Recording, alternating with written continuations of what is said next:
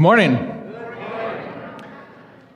So, I was a semi-pro magician.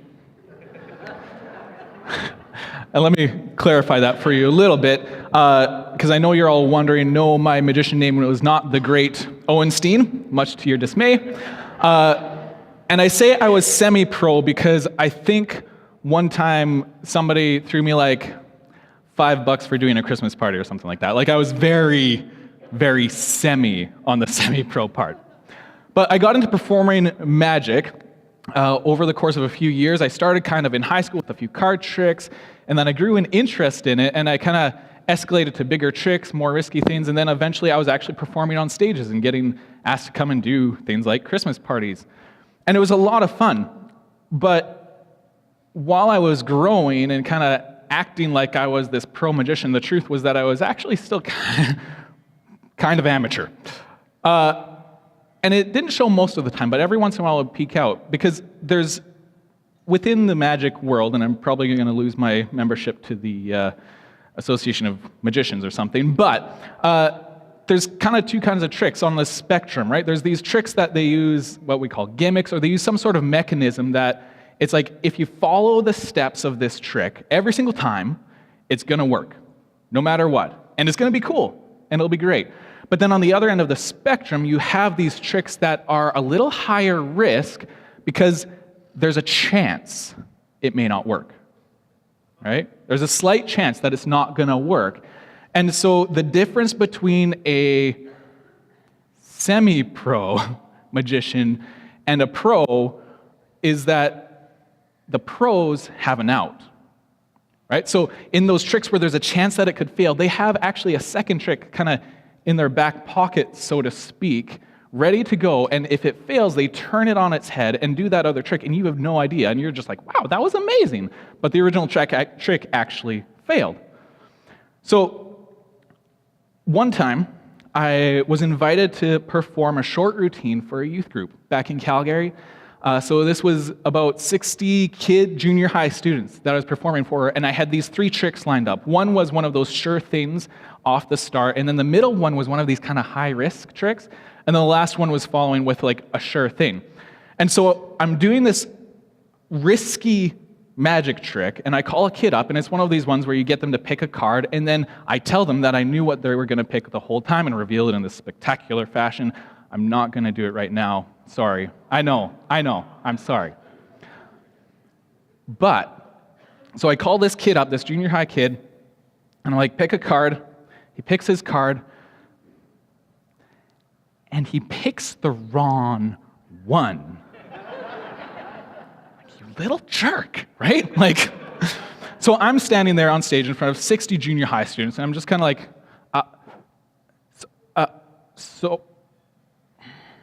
I just bailed. I just walked away, walked backstage for a second, totally embarrassed. I came back out, did the rest of the trick. I was like, you can just go. This didn't work. And I did the follow-up trick afterwards, and it was brutal.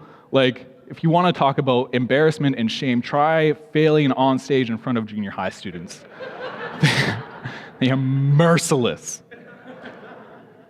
So in that moment, though, my lack of experience was exposed, right?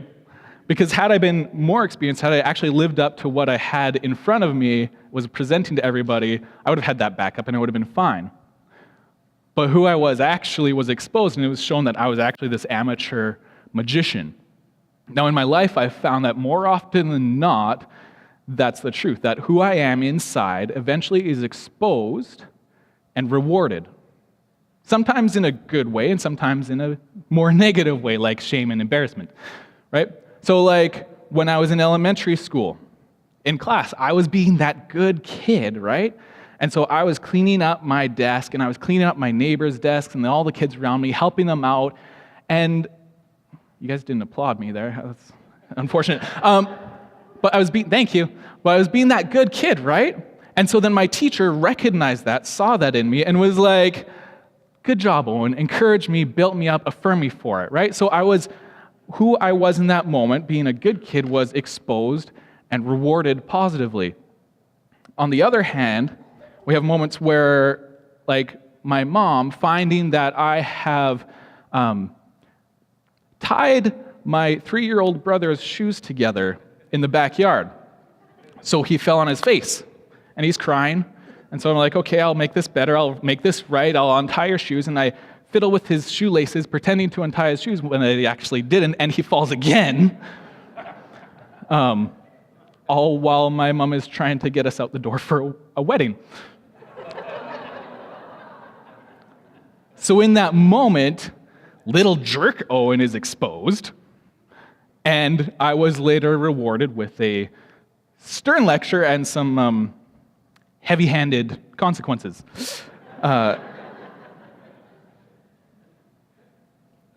In my life, I have found that who I am inside will eventually be exposed and rewarded. This is something I think we see in our culture constantly, and especially in the age we live in right now with things like the Me Too movement, where we are constantly seeing people who have this really great facade, this outside picture that looks amazing, and then suddenly something deep, dark, secret is exposed, and their lives fall apart.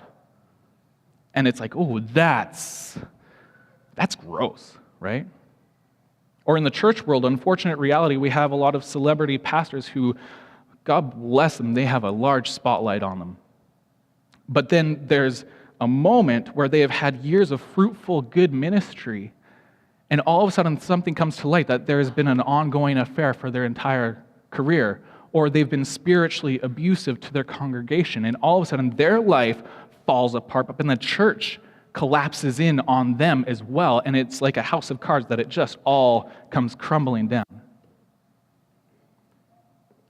Whether we want it to or not, whether we like it or not, who we are inside will be exposed and rewarded accordingly.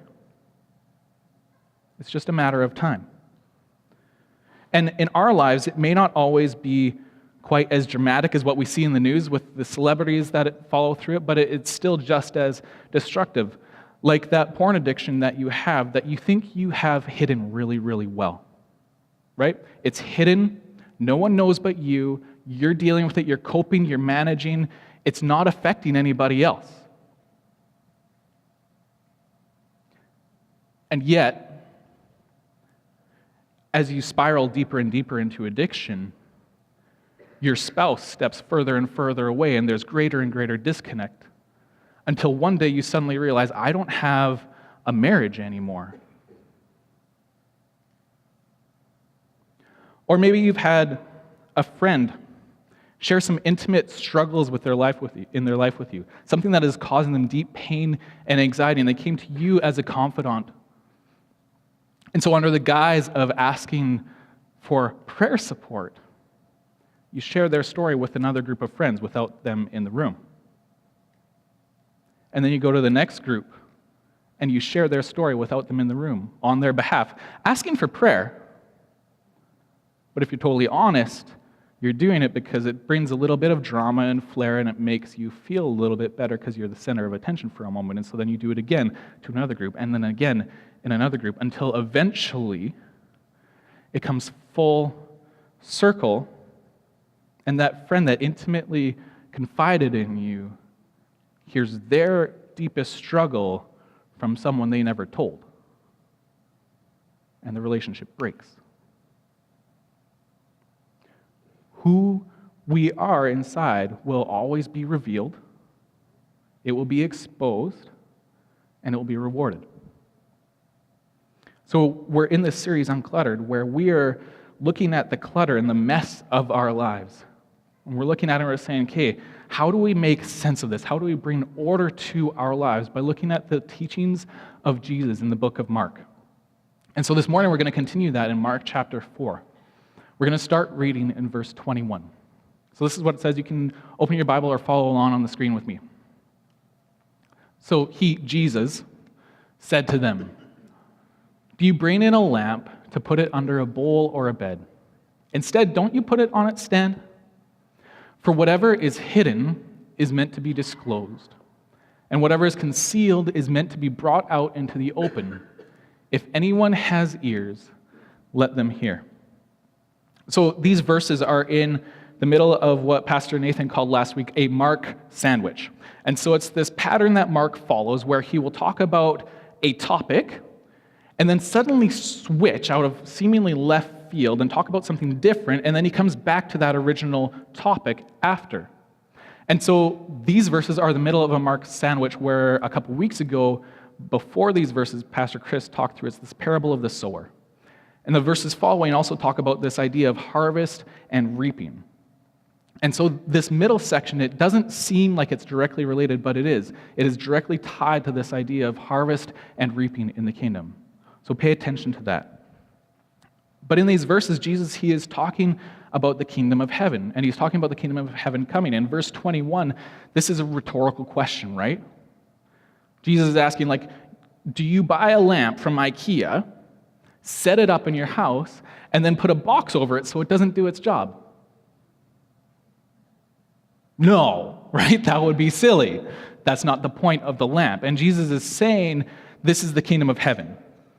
The kingdom of heaven is coming. The point of the kingdom of heaven come is to be revealed. It isn't a secret to keep. It isn't something to hide. It is being revealed. But on top of that, it is doing it all by itself. By its very nature, it is going to be revealed, whether we join in it being revealed or not. It's inevitable, right? And so we see that in moments where Jesus is on the cross. One of the climax moments of God revealing the kingdom of heaven on earth and his plan for humanity, and the Roman centurion looking up at him and saying, surely this is the Son of God. Unscripted, unprompted, uncoached, and this man has the kingdom of heaven revealed to him in Jesus. Right? The kingdom of heaven is coming and it is being exposed for all to see, and there is nothing we can do about it.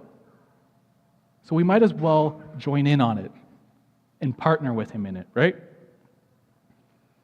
But if we're going to join him in exposing the kingdom of heaven on earth, if we are going to live in the light of this lamp that is set up in the center of the room, then we need to live in the light with it. We need to first be exposed in the light. And so the hiddenness that is in us needs to be revealed. Now, this is the moment when we're following Jesus and we're seeing what this looks like, that fear comes in, right? It's that question like, oh, no, I can't do that.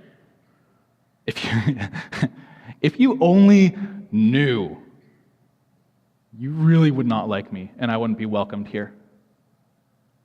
Or like, if I tell people about this thing in my life, it's all gone. It all falls apart. I lose everything. I cannot do that. And so it's like this moment where fear creeps in. It's like the dawn breaking on the horizon, right? And all of a sudden, as the light is actually coming up, all of a sudden we see shadows racing towards us. They are coming at us, and they look really scary. This light is coming up, which is kind of nice, but in front of it are these shadows that now are chasing us down, and our instinct is to cower in the shadows and hide from the light because it's scary.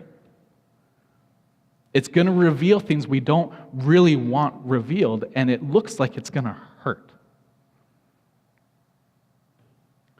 But if we'll just stay a little bit longer and stick it out, the sun rises, it brings hope and it brings healing. But we have to be willing to stand in that light and be exposed for that to come. So many of you have walked through soul care already, and if you haven't, I would love for you to take part in that at some point. If you're not familiar with it, soul care is essentially a process where we walk through some lies that we've been living under, some patterns that we live under, and we deal with them in our lives. It's an amazing, freeing experience. But for me, the first time that I walked through soul care, we got to this point where we had to confess, where we had to deal with the stuff inside.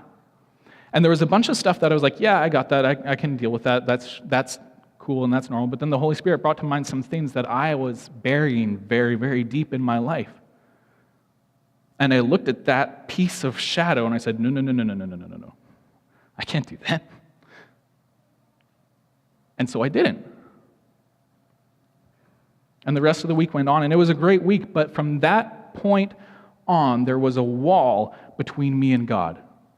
I found little bits of freedom, little tastes of what He had for me, but I was stuck because I wasn't willing to confess and deal with what was going on inside of me. I wasn't willing to be fully exposed to the light because the shadows, they look kind of scary to me, if I'm honest.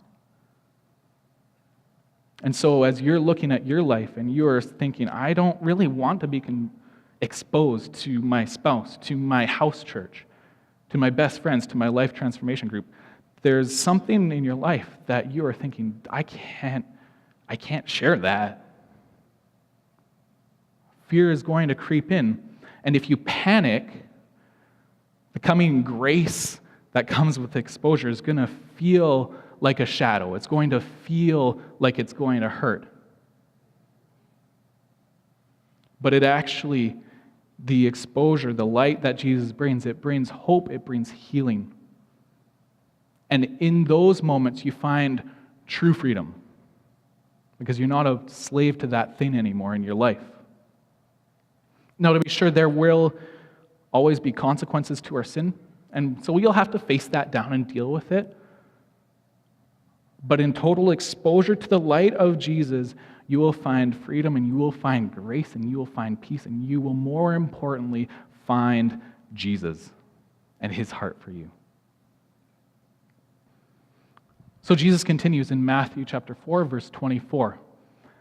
He says, "Consider carefully what you hear." He continued. Remember, he's now said that 2 times in a row. Careful what you hear. Pay attention. If you have ears, let them hear. He's saying this is important. He continued, "With the measure you use, it will be measured to you, and even more. Whoever has will be given more.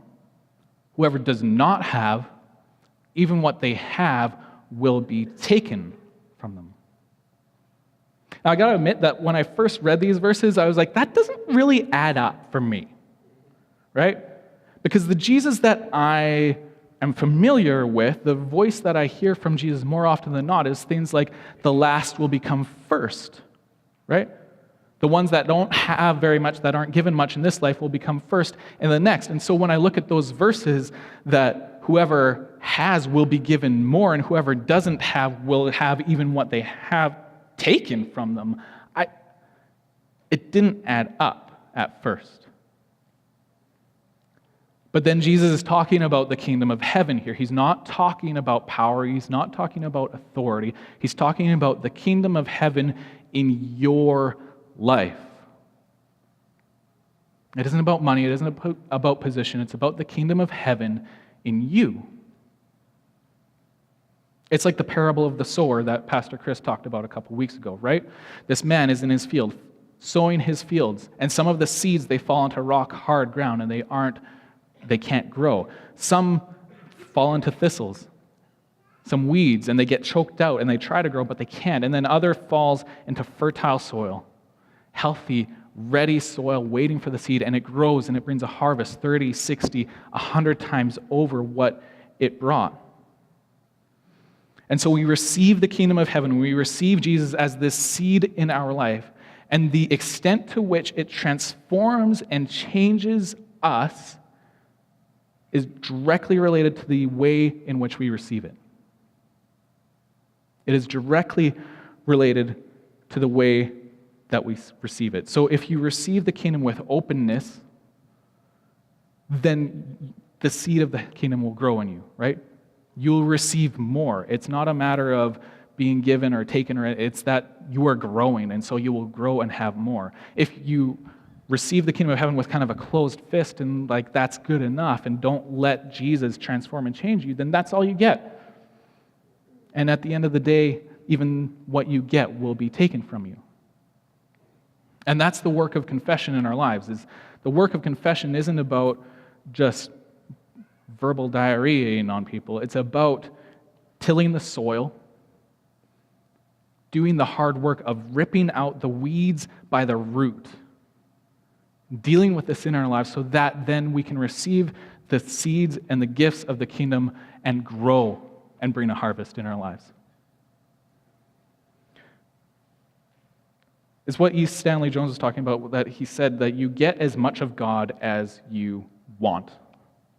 You get as much of God as you want. If you are willing to put in the hard work, if you are willing to trust God with those dark places of your life, to release them to Him, then He will grow in you a closeness to Him that you never experienced. But if you are closed off, if you are unwilling, if you are okay with fire insurance salvation, where it's like, I prayed this prayer when I was 5, I'm good, I don't need any more of you, Jesus, then that's all you get. But even that is going to be taken from you in the end. And you'll notice that Jesus in these verses, He doesn't leave a middle ground. Right? There's no neutral ground here. Jesus says either you have the kingdom of heaven in your life and you are going to produce fruit, you are going to grow, and you are going to benefit from that, or you do not, and everything you have is going to be taken from you in the end. He doesn't say, and there's this third category of person that you get the seed and you kind of just hold on to it and you don't do much with it. Your life doesn't change really, but that's just fine. You just do what you want to do. That's great. Jesus doesn't allow for that. It's one or the other with Jesus. Either you have the kingdom and you're growing, or you do not.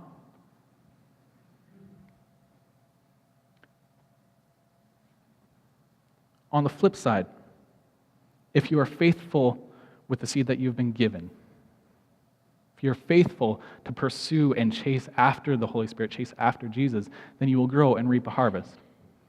And this isn't an image that you can curate. This isn't some facade you can put up. This is the kind of life that lives in the quiet, secret moments of your life when no one else is looking, building intimacy with the Father. It's the kind of life that, when fully exposed in that light of heaven, the kingdom of heaven, that says, yeah, okay, here I am. Every single blemish you can clearly see. Jesus, come and use me. Your kingdom come in my life. The kingdom of heaven is going to be revealed. It is going to be exposed. And the amount to which the kingdom of heaven rests in you is going to be exposed and rewarded. You are going to be exposed and rewarded, and that doesn't have to be a scary thing. And that's the beauty of it, is that in this exposure, we don't have to be afraid, because we know that every single time you come to Jesus, every single time you are fully exposed before Him, and you're just like, I'm here buck naked, here's every dark secret of my soul. Okay, Jesus, here we go. Jump off that cliff. Every single time, Jesus looks at you and He says, I love you so much. Come and give me a hug.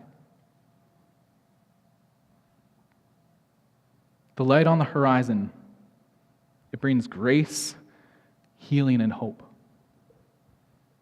And being laid bare, while it seems scary, while it seems intimidating, it actually brings greater freedom than you've ever experienced.